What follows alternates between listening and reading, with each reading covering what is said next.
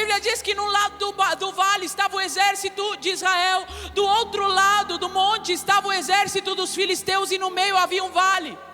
Golias começa a desafiar, o povo de Israel começa a ficar com medo. E Golias está ali desafiando. A Bíblia diz que ele tinha capacete de bronze, caneleira de bronze, couraça de bronze, e ele estava trabalhado no bronze. Vai visualizando comigo. Está Golias, quase 3 metros de altura, trabalhado no bronze, intimidando. E aí de repente ele vai dizer assim: olha que vem um homem contra mim. A Bíblia vai dizer que o exército de Israel, os que eram bambambam, estavam morrendo de medo. Aonde estavam os irmãos de Davi? Estavam com medo. Davi não estava lá. Davi estava em outro lugar. Aonde? No campo, pastoreando ovelhas. Enquanto está o exército treinado para a guerra, ele está ali pastoreando ovelhas, cuidando de ovelhas. Só que chega um determinado dia onde o pai de Davi, e eu gosto de falar, não é Davi, é Davizinho. Por quê? Porque ele é piquititim, em contraponto de Golias, que é grande. Davizinho não tem uma armadura de bronze como Golias tem. E aí Davi chega naquele lugar. Quando Davi chega naquele lugar, a pedido do seu pai, porque o pai dele fala assim: Davi, vai lá entregar um lanche para os seus irmãos. Então Davi, além de cuidar de ovelhas, agora virou um delivery, entregador de marmita. Tem que levar lanche para os irmãos. Quando ele chega lá para levar o lanche para os seus irmãos, ele se depara com um cenário. O exército que tinha fama de vitória, tomados de pavor, e um gigante gritando aos 4 cantos que vem alguém contra mim. Não está tendo opção. Só que quando Davi chega naquele lugar, Davi fica indignado. Ele olha para aquele exército e ele não entende por que aquele exército está tomado de pavor. E Davi, ele se posiciona num lugar de coragem. Davi, ele olha para aquele cenário e ele entende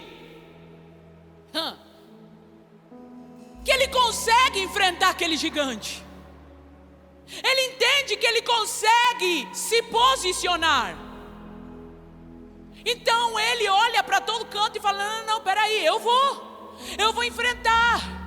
Mas aí você pode olhar para mim e dizer: não, mas tem um exército bem treinado para enfrentar o gigante. Sim, só que olha aqui.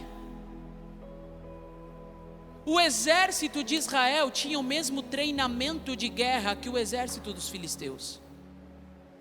Eu preciso que você entenda isso em nome de Jesus. Você está comigo aqui? O exército de Israel tinha o mesmo treinamento que o exército dos filisteus. O que era? Treinamento de batalha. Era como usar uma espada, era como usar um escudo, era como usar uma ferramenta, era como se enfrentar num embate. Só que Davi não tem treinamento de guerra. Davi não tem treinamento de espada. Davi não tem treinamento de escudo. Davi tem treinamento no anonimato, no meio do campo, quando ninguém está enxergando. Davi tem treinamento com urso e com leão, porque ninguém está vendo os ursos e os leões que ele teve que enfrentar. Davi teve um treinamento elitizado, porque entenda algo: se você tem um soldado e você tem um pastor de ovelhas, o que é melhor para enviar para a guerra? No mínimo um soldado. Só que um soldado vai usar as mesmas armas que o seu adversário, enquanto o pastor de ovelha está recebendo outro treinamento. Entenda algo: as regras do jogo precisam mudar. Se é para enfrentar Golias, tem que enfrentá-lo tomando ele de surpresa. Ele está preparado para um exército, mas ele não está preparado para um pastor de ovelhas que enfrenta leões. Ele não está preparado para um pastor de ovelhas que enfrenta ursos. Pastora, seja clara, você já percebeu que existem momentos na sua vida que parece que tudo acontece com você? Você começa a olhar e você fala: não tem cabimento.